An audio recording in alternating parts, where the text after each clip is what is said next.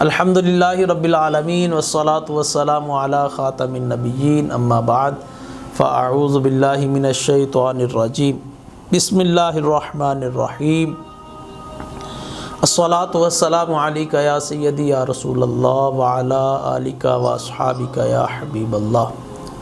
پچھلے دنوں یوٹیوب پر ایک کلپ ہم نے اپلوڈ کیا جس کا عنوان تھا کہ پانی کو خواب میں دیکھنے کی کیا تعبیر ہے۔ پھر اس میں وضاحت بھی بیان کی گئی، گدلا پانی، سفید پانی، اس طرح کے پانی کے کلر مختلف جس کے ہیں وہ دیکھتا ہے تو اس کی کیا تعبیر ہے۔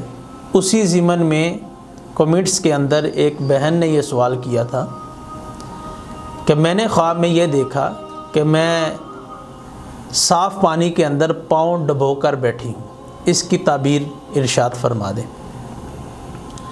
پانی پر چلنا، پانی سے باہر نکلنا، اس کی تعبیر بہت ہی پیاری ہے کہ وہ مشکلات سے نکلے گا، اللہ پاک اس کو قدر و منزلت عطا فرمائے گا، اللہ پاک اس کو عزت عطا فرمائے گا، خاندان کے اندر اس کا مرتبہ جو ہے وہ بلند ہوگا اگر پانی سے باہر نکلتا ہے یا پانی کے اوپر چلتا ہے۔ اگر کوئی پانی کے اندر پاؤں ڈبو کر بیٹھا ہے یا پانی کے اندر وہ ڈوب رہا ہے یا پانی کے اندر وہ پھنس گیا ہے تو حضرت امام جعفر صادق رضی اللہ تعالیٰ عنہ نے اس کی تعبیر یہ بیان فرمائی کہ اس کی زندگی میں مشکلات آئیں گی، اس کی زندگی کے اندر پریشانیاں آئیں گی، اس کی زندگی کے اندر تکالیف آئیں گی۔ یہ اس بات کی طرف اشارہ، اس بات کے اوپر جو ہے وہ دلیل ہے۔ اس پہ پریشان بھی نہ ہوں، غم میں بھی نہ آئیں، یہ نہ ہو کہ اللہ پاک کی رحمت سے نا امید ہو جائیں۔ خواب کے اندر اشارہ جو اللہ پاک دیتا ہے وہ بھی کسی کسی کو عطا فرماتا ہے، ورنہ اچانک بھی تو پریشانی آئی جاتی ہے، اچانک بھی تو مصیبت آئی جاتی ہے، اچانک بھی تو غم آئی جاتا ہے۔ اس کا روحانی وظیفہ میں آپ کو پیش کرتا ہوں، آپ اس وظیفے کو جو ہے وہ کثرت کے ساتھ کریں۔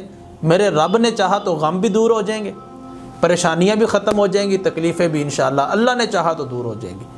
چہ جائے کہ اس خواب کی تعبیر یہ ہے کہ غم، پریشانیاں، تکلیفیں، مصیبتیں آئیں گی یا دکھ والی زندگی آئے گی تو میرے رب نے سکھ بھی تو رکھا ہے نا، دکھ بھی میرے رب کی طرف سے، سکھ بھی میرے رب کی طرف سے۔ سورہ علم نشرح میں اللہ پاک ارشاد فرماتا ہے بے شک ہر تنگی کے بعد آسانی ہے، پھر ہر تنگی کے بعد آسانی ہے۔ جے سونا میرے دکھ وچ راضی تے میں سکھ نو چلے پاوا ہوں۔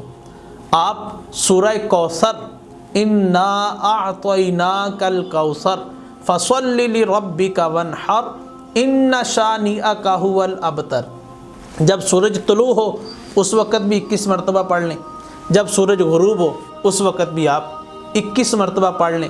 اللہ نے چاہا تو زندگی میں جتنے غم ہیں، جتنی تکلیفیں ہیں، جتنی پریشانیاں ہیں، جتنی مشکلات ہیں، اللہ نے چاہا تو یہ دور ہو جائیں گی۔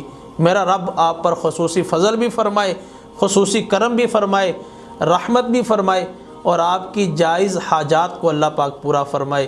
آمین آمین یا رب العالمین۔